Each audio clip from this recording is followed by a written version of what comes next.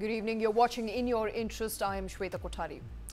As the Modi 3.0 government marks its first 100 days in office today, the day also coincides with Prime Minister Modi's 74th birthday on 17th of September, that is today. India has experienced significant changes under Prime Minister Modi's leadership with key advancements in national security, infrastructure and the welfare economics. After securing a third term mandate, the BJP continues to push forward its own development agenda. Home Minister Amit Shah today highlighted the achievements of the Modi government's first 100 days since taking over for the third consecutive term. Now, the first 100 days of the Modi government's third term have been marked by a focus on infrastructure, major rail and metro expansion projects, including the phase 3 of the Bengaluru-Pune metro, which were also approved. The Modi government has also made key strides in agriculture. The government has also increased the minimum support price for kharif crops while launching Digital Agriculture Mission and the Agri-Shore Fund to support rural enterprises. In employment, a 2 lakh crore package was introduced in the last 100 days to benefit 41 million youth over 5 years, focusing on skill development in particular. Additionally, women entrepreneurs also saw a boost with number of Lakpati Didis earning over 1 lakh annually, growing to more than 1 crore. The government extended the Ayushman Bharat scheme to those aged over 70 years. Now, these initiatives are expected to enhance access to healthcare as well as reduce dependence on foreign medical education. Prime Minister's larger vision of Amrit Kal, which seeks to turn India into a developed nation by 2047, means that there are various initiatives which are and have been launched in the last 100 days. What are the strides made so far? And to get a status check on where the economy stands, joining us on the show is a very special guest, Dr. Arvind Virwani, member NITI Aayog. Sir, thank you very much for taking time out. I think it's only right to begin with the first question stemming from the economic reforms that have defined the Modi era in the Indian economy in the past 10 years, from GST to IBC, from Jam Trinity to UPI. How do you see India changing over the last 10 years? So when we talk about economic reforms, there is both the kind of direct effect, or call it physical or direct, it can be called different things, and the intangible or mindset change. We have this long legacy of what I call bureaucratic socialism, which has changed the mindset of people in a very negative sort of direction.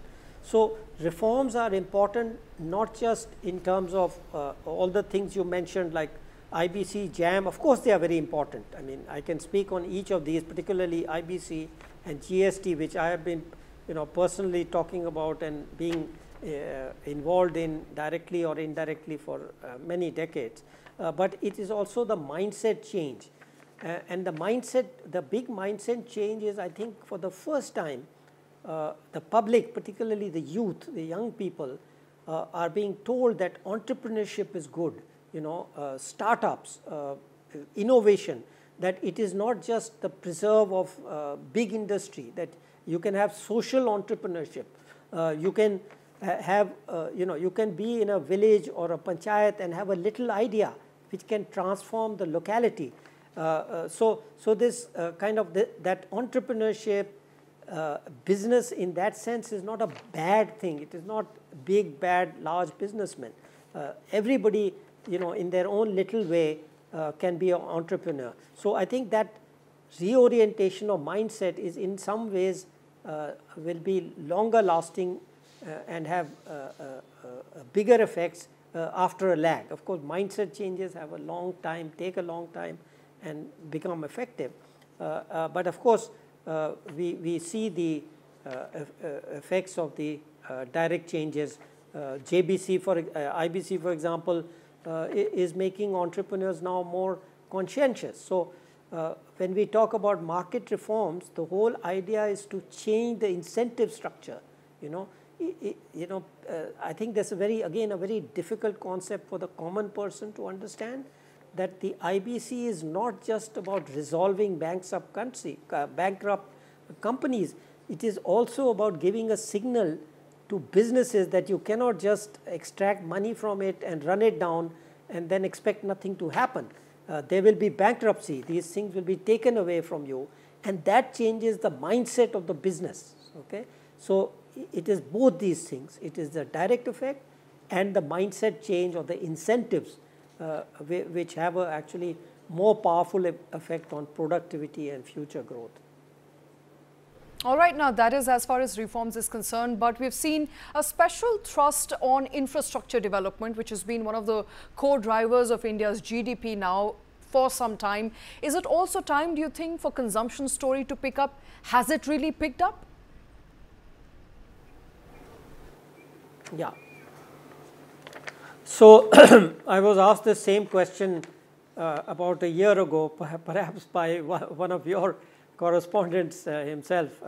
So what I said was that the pandemic had a very strong effects on many things, and one of them was on savings and consumption. So the whole structure was disrupted, and that led to first declined savings, then declined consumption, and I expected it to recover after the pandemic, but then we got the El Nino. So I was very clear last year, because I have seen many, the way I compared it, being an old man who has seen many of these things before, was I compared it to a double drought. In the old days we didn't have pandemic, but we used to have 2 successive droughts. So the effect of an El Nino coming on top of the pandemic was to reduce consumption in the rural areas, those who were dependent on the agriculture and the rural economy. So I expected that to recover. That's exactly what's happening now. So I look forward to this continued recovery of consumption going forward, presuming always that there is not another big drought. And, we've seen some of that recovery as far as GDP growth in financial year 2024 is concerned. But there is also a prediction here, an estimation that the Indian economy will grow in financial year 25 at 7%. Now, do you think it's on track, given the first, quarter GDP numbers have been underwhelming? Do you think we need to relook at the target, or 7% growth in financial year 25 still makes sense?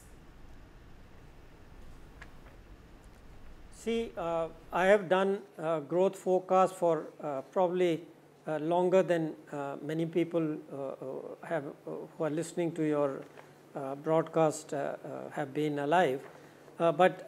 So for that reason, 2 things you must remember.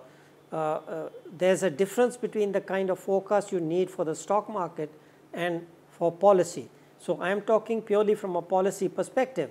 And so actually I don't even do quarterly forecasts, because they are not relevant for policy. Why? Because they are continuous shocks. So to answer your question more directly, I'm absolutely confident that our growth rate will be 7%. These fluctuations happen every year, believe me. I have done this for many decades. So what I do is I always make a plus minus. So my forecast right from the beginning of the year is 7% plus minus 0.5. Because there will be shocks, there will be inevitably something will happen, something will take it up, something will take it down. For example, just to mention one of the things which has clearly happened already, which is that the oil price is declining. That has a very positive effect on the economy. So these things, but I would not overemphasize it, because next month or the month after that there may be something negative, but I am confident of my growth forecast of 7% plus minus 0.5%. Okay, let's now talk about per capita GDP. Now, it is expected that India will become an upper middle income nation by 2030s, considering that there is a projection here of an average growth of 5.9%. Well, those are your estimates.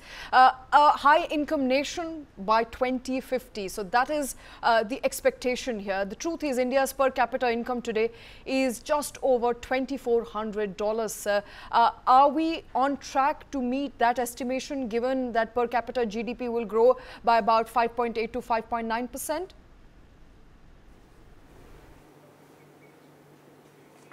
So now that we are talking about the medium long term, let me tell you the forecast first before we start discussing it.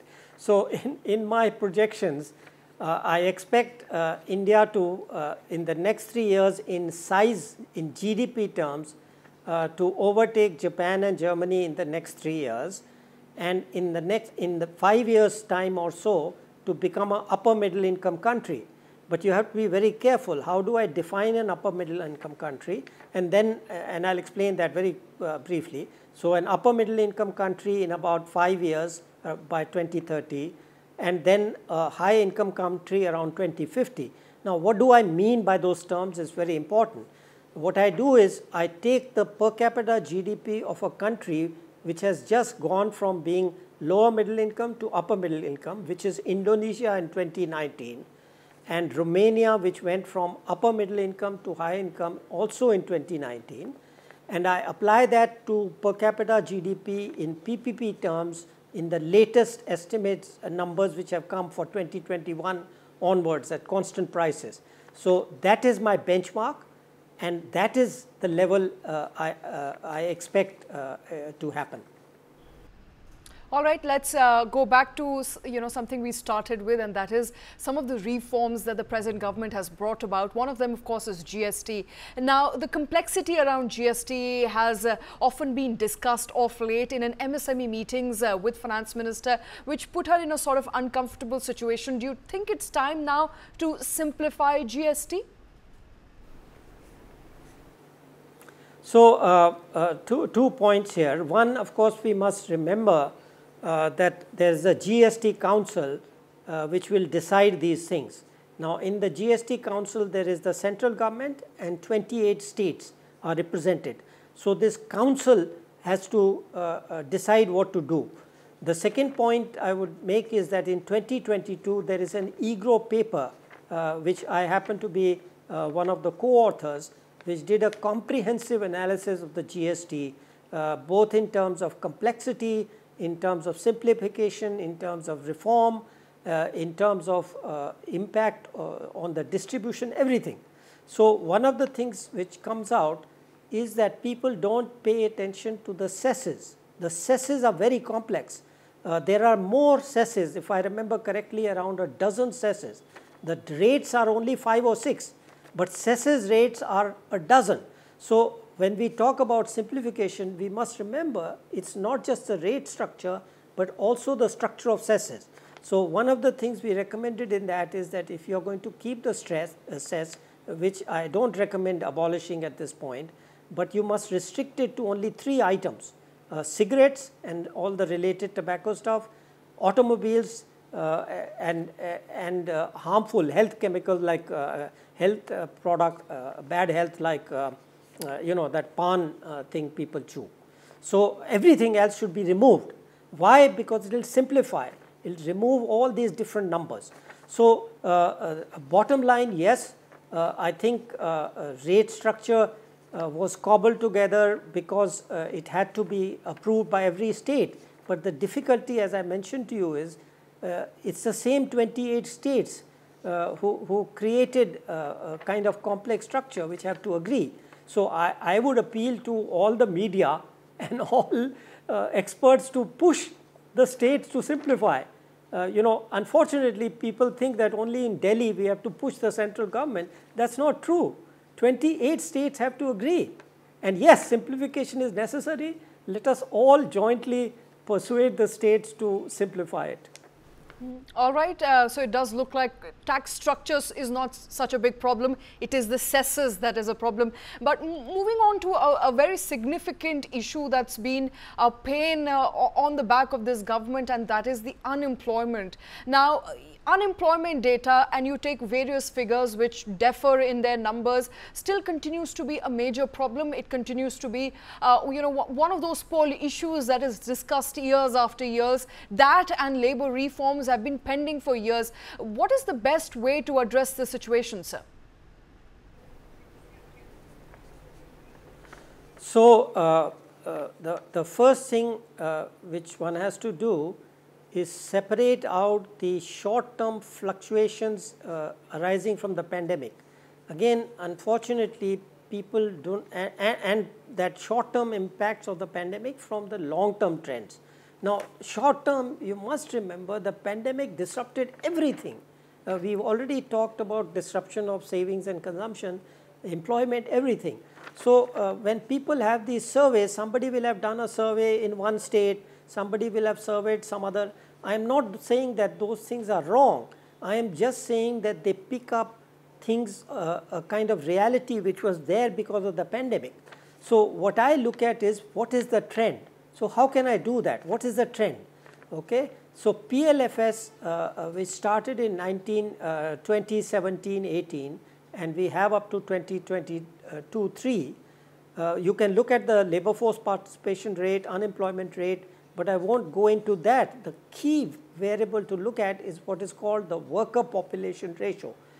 This worker population ratio, if you plot on a graph, it is clearly on an uptrend. You know, people can argue about exactly whether it's growing at 3% or 4% or whatever, but the worker population ratio is on an uptrend. What this means is that the number of jobs created is faster. The rate of growth of creation of jobs is faster than the rate of growth of population. So when we are looking forward, right now we have to build on this. So there is no indication in this data that somehow employment is going down, jobs created is going down, but economy is going up. So one part of it is clearly that the economy, we've discussed 7%, etc., that it has to grow at that. The second critical part which analyzed, which again is relatively ignored, is a little a sentence I have. I say jobs and skills are two sides of the same coin. You know, people discuss employment as if it is out there and skills as something down here. No, skills and jobs are two sides of the same coin. So the analysis shows, again, I won't get into detail. I've done a detailed analysis which shows that casual labor real wages have increased the fastest from the same data, but the regular labor, the wage, salary labor, the real growth is negative. Why? Because the skills are not being improved. The skills are not being matched. You are not creating. There are these jobs here, and we are not creating the skills which match these jobs. So the key issue for the future, in my view, is creating the right skills and matching them to the job. That is going to be critical both for real wage growth, for productivity, and for overall growth. So it's going to be a combination of things, but of course skilling is the most important aspect of policy development that one will have to focus on going forward. But you know, I want to also take you through some of the schemes that government has launched in the past 100 days since Modi government came back to power. The Union Cabinet, of course, approved the Ayushman Bharat for all senior citizens over 70 years of age. Can India really afford it, sir? Well, you know, when we discuss old age, we look at two things. One is longevity, right? So the number of years a person lives from birth after he's born, you know, and the second thing we look at is the ratio of old people to the working age population. So starting, of course, with the first, we know as the economy progresses, the length of time people live is going to increase, you know, with the economy, with better food, health, all sort of things.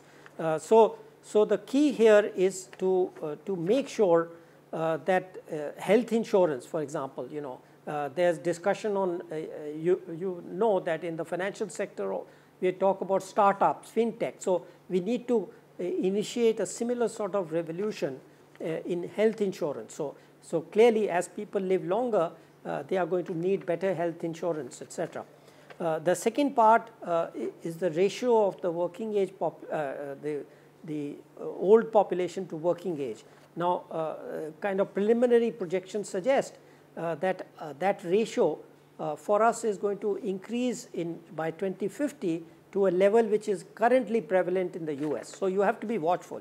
Your question is valid in the sense that we must be careful about the kind of pension system we have, about the things we spend on. But I think making sure that the old people who cannot afford the insurance, who cannot afford to pay out of it, who don't have pensions, I think it's our obligation to make sure that they have some support of this kind. Absolutely, that goes without saying. And before I let you go, Dr. Virwani, it's Prime Minister Modi's birthday. It's also 100 days since Modi 3.0 came to power. What are the biggest, according to you, and the most significant policy launches since Modi 3.0 came to power? We heard from the government today celebrating the first 100 days. What, according to you, are the schemes that the government really made strides on?